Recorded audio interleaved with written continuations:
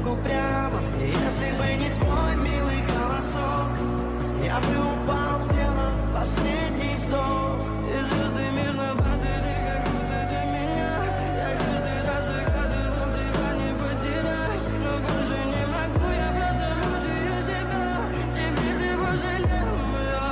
В камине в 6 утра фотография твоя. Горят воспоминания о тебе. У камина в 6 утра разбитая душа.